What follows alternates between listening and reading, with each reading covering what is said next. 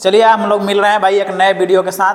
आज हम लोग देखने वाले हैं कोशिका के बारे में जानने वाले हैं और कोशिका के जो क्वेश्चन आने वाले हैं, बहुवैकल्पिक प्रश्न जो होंगे उसके बारे में आज हम लोग जानेंगे। ये कोशिका जो है ये क्लास 8 में भी है, क्लास 9th में भी है और क्लास 11th में भी है। तो तीनों क्लास के लिए भाई, क्लास 8 के लिए, क्लास 9th के लिए और क्लास 11th के लिए, तीनों के क्लास में आपको कोशिका के बारे में बताया गया है। तीनों क्लास में और हर क्लास में आपको क्वेश्चन आएगा ही आएगा, नॉर्मल है जेन्युइन। तो हम लोग उसी के बारे में आज क्वेश्चन करने वाले हैं कोशिका चैप्टर का। कोशिका क्या है भाई? जीवन की संरचनात्मक एवं क्रियात्मक इकाई है कोशिका। कुछ देख लेते हैं कोशिका के बारे में कि आखिर ये कोशिका है क्या। तो हम लोग जब कोशिका के बारे में बात करते हैं तो कोशिका क्या है? जीवन की संरचनात्मक एवं क्रियात्मक इकाई, यानी जीवन की जो संरचना है, शरीर की जो संरचना है वो किससे बनी हुई है? कोशिकाओं से बनी हुई है। जो काम करेंगे हम लोग वो किससे होगा? आधारभूत इकाई क्या है? सबसे छोटी वो चीज़ क्या है जो कार्य करेगी? वो है कोशिका।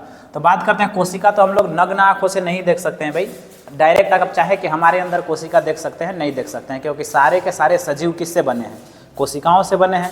हमारे अंदर आप चाहे कि आपके अंदर सर कोशिका देख ले, नहीं देख पाइएगा, लेकिन जब हम लोग सूक्ष्मदर्शी से कोशिका को देखते हैं, सूक्ष्मदर्शी से जब कोशिका को देखते हैं तो कोशिका हम लोग को गोलाकार दिखाई दे सकता है। कोशिका के सबसे बाहर जो आवरण होता है, सबसे बाहर में इसको बोलते हैं कोशिका झिल्ली, और इसके अंदर मिलता है कोशिका द्रव्य। तो कोशिका झिल्ली के अंदर मिलेगा कोशिका द्रव्य और बीच में क्या मिलता है? बीच में मिलता है केंद्रक। कोशिका के बीच में मिलेगा केंद्रक और इस बीच केंद्रक के अंदर, इस केंद्रक के अंदर झिल्ली युक्त नहीं है, झिल्ली नुमा संरचना नहीं है, विदाउट झिल्ली, झिल्ली रहित संरचना होती है। ये तो आपका क्या हो गया? ये हो गया आपका कोशिका झिल्ली। तो ये हमारे पास आ गया कोशिका झिल्ली।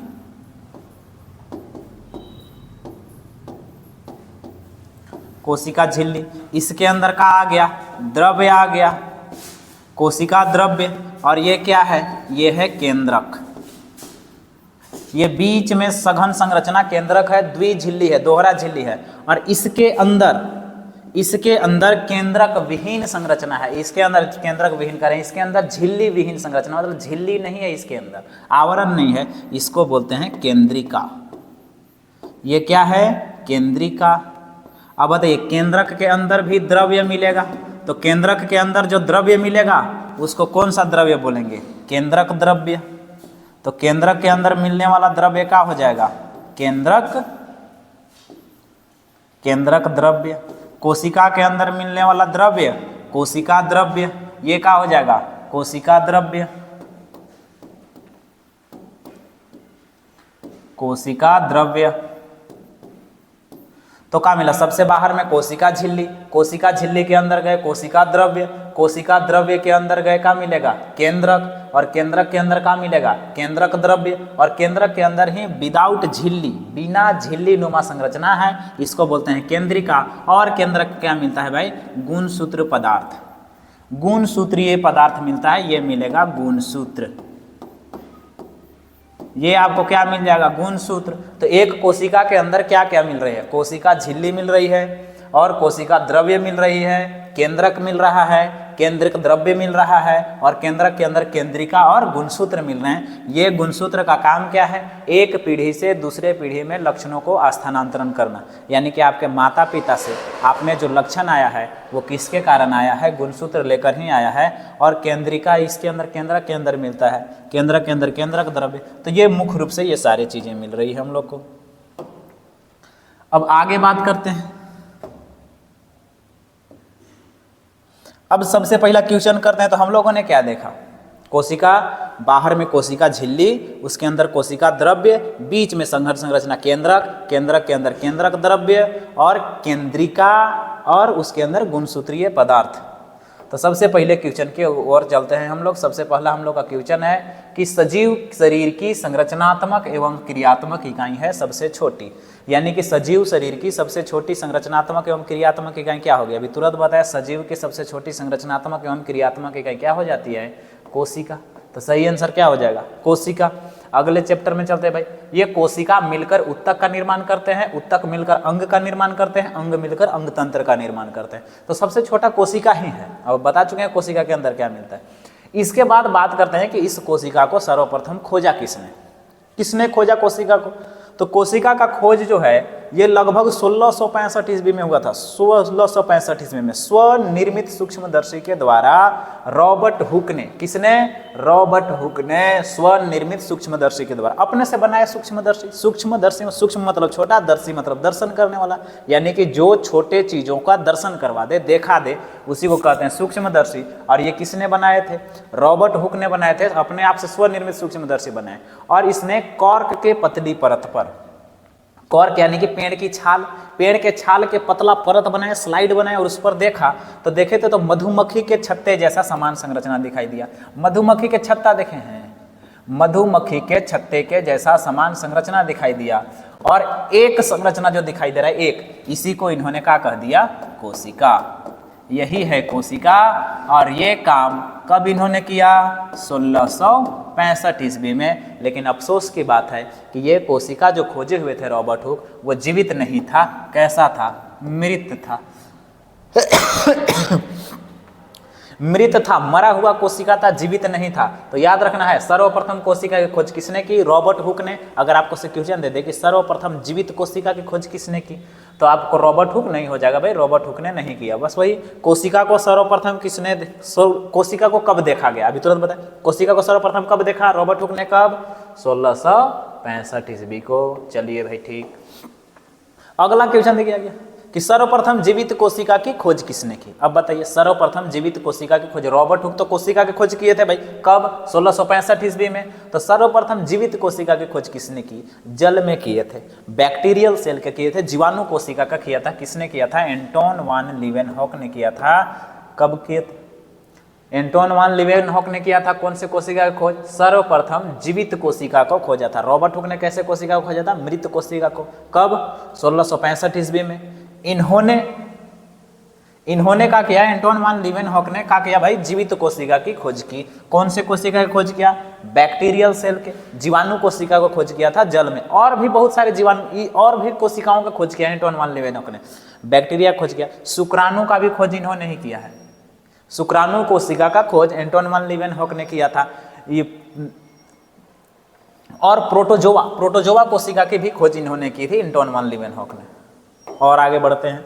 इनमें से अगर बात करें कि इनमें से आकार में सबसे छोटी कोशिका है, बात करें सबसे छोटी कोशिका, संसार की, दुनिया की सबसे छोटी कोशिका क्या है? एक कोशिका स्वयं भी जीव हो सकती है और बहुत सारे कोशिका मिलकर जब किसी जीव का निर्माण करते हैं तब वैसे जीव को बहुकोशिकीय, एक कोशिका मिल जाएगा तो एकल कोशिका। तो एक कोशिका है, सबसे छोटा है, कौन है? शुतुरमुर्ग का अंडा? नहीं भाई, ये तो सबसे बड़ी कोशिका है। अगर आपको से पूछे दुनिया की सबसे बड़ी कोशिका, शुतुरमुर्ग का अंडा। और क्या ये कौन है आंसर सही? माइकोप्लाज्मा। माइकोप्लाज्मा सबसे छोटी कोशिका है। इतनी छोटी कोशिका है कि बिना ऑक्सीजन के भी जिंदा रह सकती है माइकोप्लाज्मा। पीपीएलओ कहते हैं, प्लूरोनिमोनिया समजीव। प्लूरोनिमोनिया समजीव कहते हैं इसको, माइकोप्लाज्मा को। तो सबसे छोटी कोशिका माइकोप्लाज्मा, सबसे बड़ी कोशिका शुतुरमुर्ग के अंडा। तो ये कौन पूछ रहा है? छोटी पूछ रहा है, तो सही कौन हो जाएगा? माइकोप्लाज्मा। अमीबा क्या है? एकल कोशिकीय जीव है, पेशीय कोशिका हमारी पेशी में पाई जाती है। आगे देखते हैं। आगे है कि इनमें से आकार में सबसे बड़ी कोशिका, आधा बताइए। सबसे बड़ी कोशिका शुतुरमुर्ग का अंडा, सीधे शुतुरमुर्ग का अंडा। ये इतनी बड़ी कोशिका है कि इसको हम लोग नग्न आंखों से देख सकते हैं, खुले आंखों से देख सकते हैं, बिना सूक्ष्मदर्शी के कोशिका। आपको से पूछेगा बताइए कौन सी ऐसी कोशिका है जिसे नग्न आंखों से देख सकते हैं, खुली आंखों से देख सकते हैं? शुतुरमुर्ग का अंडा। अंडा कोशिका भी बोल सकते हैं, अंडा को भी देख सकते हैं। जो आप अंडा देख रहे हैं उसमें पीला कलर का जो दिखाई दे रहा है वो ही है केंद्रक, और जो व्हाइट कलर का है बाहर में जो द्रव्य है वह कोशिका द्रव्य है। और जब अंडा को उबालिएगा तो उबालने के बाद जब उसको खोल को निकालिएगा, उसका खोल ही निकालते हैं तो उसमें देखिए पतला सा झिल्ली एक आता है, वही है कोशिका झिल्ली।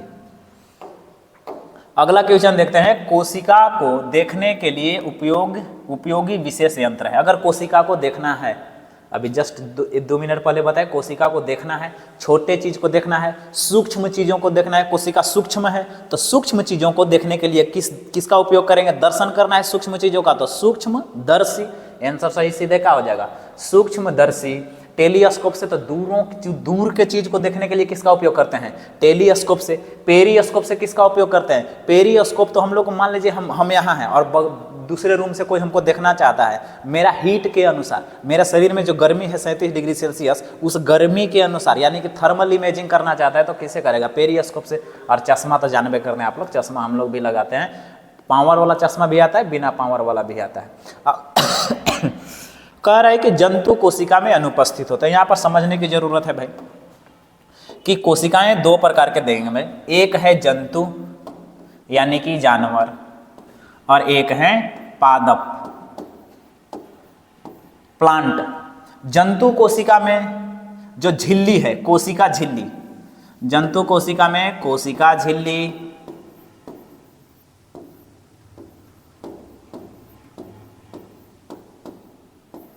पादप कोशिका में कोशिका झिल्ली, इसमें द्रव्य, इसमें भी द्रव्य, केंद्रक, इसमें भी केंद्रक, सब के सब समान। लेकिन जंतु कोशिका में हम लोग एनिमल सेल में वो चीज नहीं मिलती है जो पादप कोशिका में मिलती है, कोशिका भित्ति।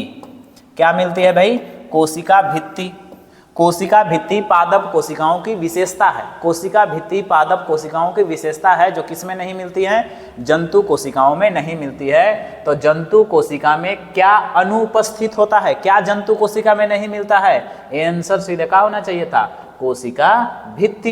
केंद्रक भी मिलता है, द्रव्य भी मिलता है, झिल्ली भी मिलता है, ये तीनों के तीनों मिलते हैं। एक्स्ट्रा में पादप कोशिका में अतिरिक्त में मिलता है कोशिका भित्ति, जो इसके बाहरी पर्यावरण से सुरक्षा करता है। बाहर पर्यावरण, गर्मी, ठंडा, बरसात, जितना भी बाहरी पर्यावरण के कारक है, तापमान उपमान, वो सबसे बचाने के लिए पादप के पास एक एक्स्ट्रा भित्ति है, उसको बोलते हैं कोशिका भित्ति।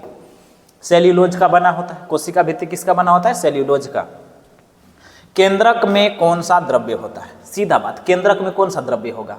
केंद्रक द्रव्य, केंद्रिका द्रव्य, कोशिका द्रव्य या रसधानी। अब केंद्रक के अंदर द्रव्य भी सबसे शुरुआत में बताया, केंद्रक के अंदर द्रव्य, केंद्रक द्रव्य, केंद्रक के अंदर द्रव्य, केंद्रक द्रव्य। और केंद्रिका द्रव्य थोड़ी होती है। केंद्रिता तो एक सघन संरचना है जो झिल्ली रहित है। केंद्रिका झिल्ली रहित संरचना है। कोशिका द्रव्य कोशिका के अंदर। इसके बाद बात करते हैं क्लोरोप्लास्ट किसमें पाया जाता है। ये क्लोरोप्लास्ट क्या है? कोशिकांग है। कोशिका का अंग कोशिकांग, और जितने सारे कोशिकांग हैं वो कोशिका द्रव्य में पाए जाते हैं। तो कोशिकांग कहाँ पाए जाते हैं? कोशिका द्रव्य में। क्लोरोप्लास्ट क्या है? कोशिकांग है। क्या ये जंतु कोशिका में पाया जाता है या पादप कोशिका में पाया जाता है? ये जंतु कोशिका में नहीं पाया जाता। किस में पाया जाता है? पादप कोशिका में पाया जाता है। क्लोरोप्लास्ट करता क्या है? ये क्लोरोप्लास्ट पत्तियों को हरा रंग देने के लिए काम करता है। तो पत्तियों के अंदर हरा रंग देने के लिए काम आप लोग सुने होंगे क्लोरोफिल करता है। कहिएगा पर तो गड़बड़ बात है। ये कोशिका और कोशिका के अंदर कोशिकांग। कोशिका के अंदर क्या है? कोशिकांग। बीच में होगा केंद्र किसका? कोशिका के अंदर कोशिकांग, और इस कोशिकांग के अंदर क्या होता है? हरे रंग का वर्णक होता है। इस कोशिकांग के अंदर कौन से रंग का वर्णक होगा? हरे रंग का वर्णक। और यही हरे रंग के वर्णक को कहते हैं क्लोरोफिल। और ये कोशिकांग का नाम क्या है? इस कोशिकांग का नाम है क्लोरोप्लास्ट। तो क्लोरोप्लास्ट किस में पाया जाएगा? पादप कोशिका में। किस में पाया जाएगा?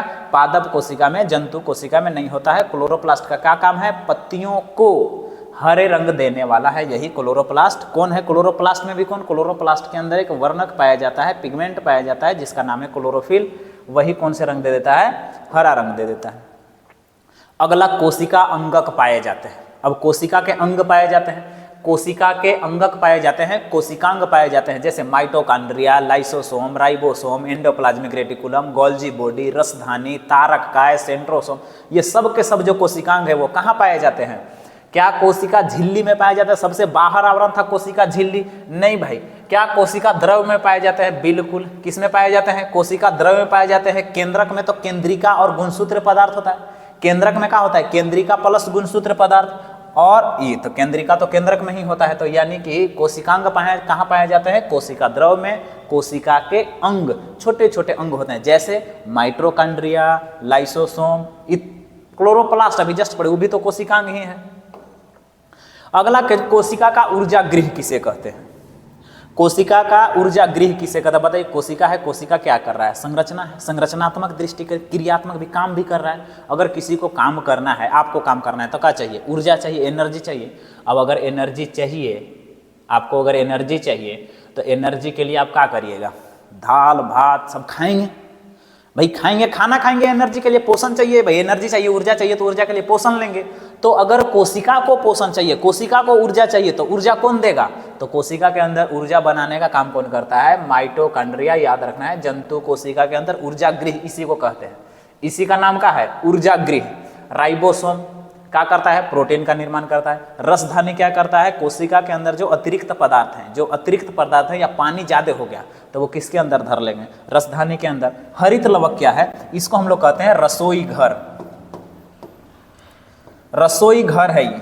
अगर आपको से पूछ दे कि रसोई घर किसे कहते हैं तो हरित लवक को। यही हरित लवक है जो क्या करता है? प्रकाश संश्लेषण करता है। और प्रकाश संश्लेषण आपको पता है, प्रकाश संश्लेषण क्या होता है? खाना बनाने की प्रक्रिया को क्या कहते हैं? प्रकाश संश्लेषण।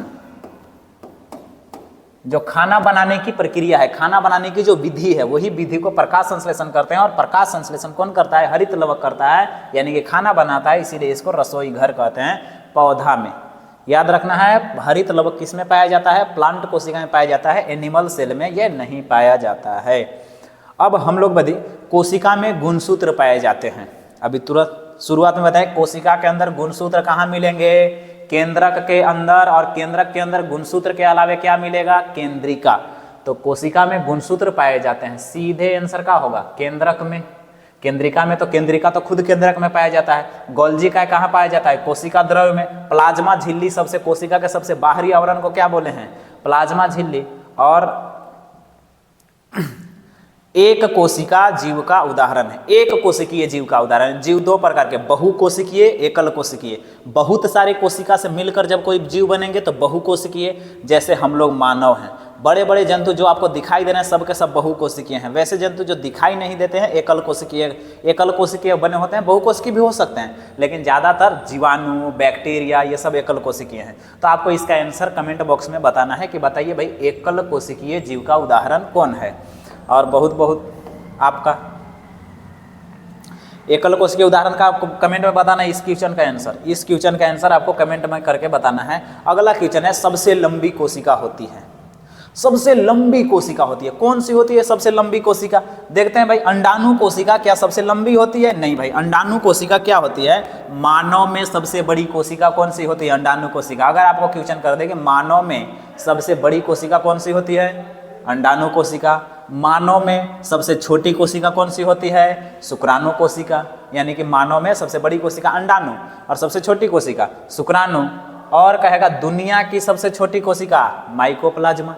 दुनिया के सबसे छोटी कोशिका माइकोप्लाज्मा। भी जस्ट पढ़े थे, दुनिया की सबसे छोटी कोशिका माइकोप्लाज्मा, मानव में सबसे छोटी कोशिका शुक्राणु और मानव में सबसे बड़ी कोशिका अंडाणु। और सबसे लंबी कोशिका तंत्रिका कोशिका 1 मीटर के लंबी, इतना लंबी हो सकती है, 1 मीटर तक लंबी हो सकती है। कौन सी कोशिका? तंत्रिका कोशिका। तो हम लोग के लिए यही कोशिका में, मुख्य रूप से कोशिका में हम लोग को यही पढ़ना था। और हम लोग मिलेंगे अगले क्लास में। तब तक आप लोग लाइक सब्सक्राइब शेयर करते रहिएगा लोग। सब्सक्राइब